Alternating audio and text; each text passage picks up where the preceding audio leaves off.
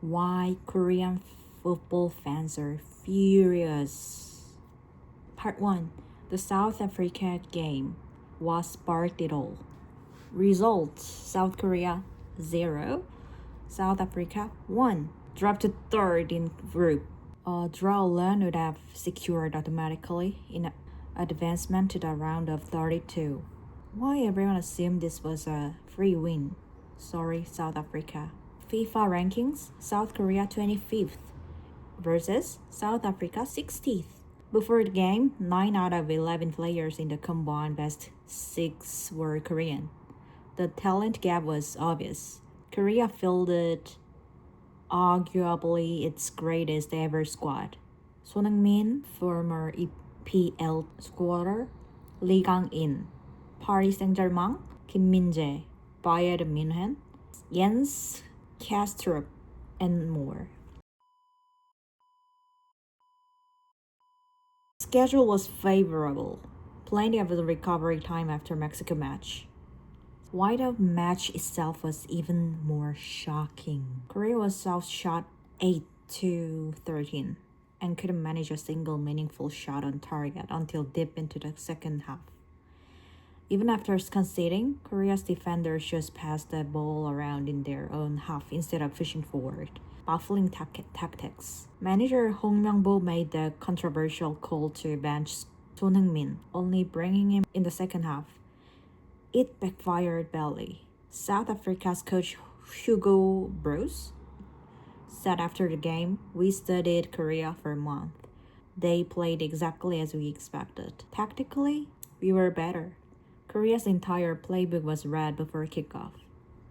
No urgency, no fight, no plan, just 90 minutes of total helplessness.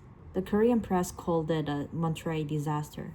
The real frustration: this wasn't a lose against Messi, Ronaldo, Yamal, or Salah. And Korea didn't lose a better team playing at their best. Korea lost a winnable game by playing some of the worst football fans had ever seen.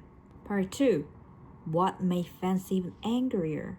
The LA tickets. If Korea had finished second in the group, their round of 32 opponent would have been Canada, and the match would have been held in LA is home to roughly 300,000 Korean Africans. Essentially a home crowd. Fans had already booked flights, hotels, and match tickets, fully expecting Korea to advance. In one moment, it all fell apart. Korea failed to qualify automatically and is now waiting on wild card results. Adding to the heartbreak, this is widely believed to be Son Heung-min's last World Cup.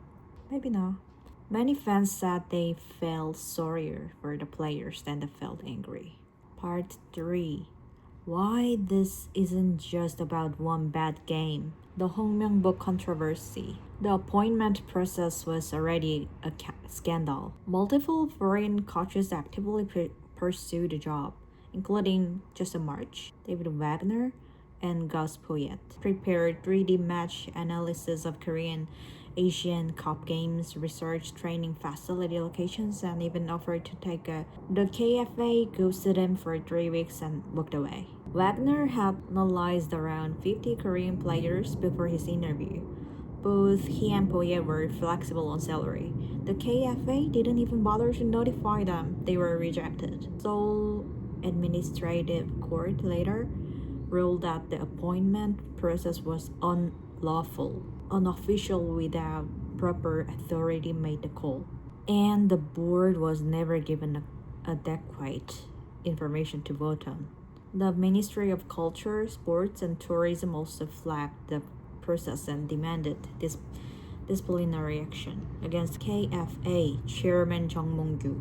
The KFA responded by filing for the stay for execution and taking the government to court. Jung was re-elected for a 4th term regardless. When called before the National Assembly, Hong said he took a job as an act of service. Fans were furious. He was being paid a reported net salary of around 2 billion per year, with growth as teammates as high as 3.7 billion. Hong's reported salary is higher than the coach of Spain, Japan, and South Africa. The KFA has refused to disclose his exact salary even to the National Assembly. Previous manager Klinsmann left with a reported 10 billion yuan severance payout. All of this funded at least in part by public money, and fans are done with it. The tactical problem. Hong ran the same three-back defensive system regardless of opponent scoreline or game situation. Even when losing, the team sat deep and cycled the ball in their own half. No plan B. Opposing teams had Korea figured out, and Korea didn't adjust. Substitutions had no clear technical logic. Even commentators couldn't explain them. The system failed to utilize the strength of world-class players like Son, Lee Gang-in, and Jens. The biggest structure problem, the KFA's cartel. The preference for a Korean manager over better foreign candidates is widely seen as a way to keep the association in control. Easier to manage through personal connections and loyalty networks. Park Joo, a former national team player, blew the whistle on the flawed selection process internally. The KFA reportedly threatened him with legal action. Power stays within a closed circle. Money flows between the same people. Leadership is chosen to protect the existing power structure, not to develop Korean football. This was the most controversial managerial appointment in Korean football history. Hong hadn't coached a single game yet, and public opinion was already at rock bottom. He's the only manager whose appointment alone moved politicians to act. Part 4. Where things stand now. Korea's round of 32 fate depends on other groups' results, waiting on a wild card spot. Even if Korea advances, the mood is we're not excited. What's the point?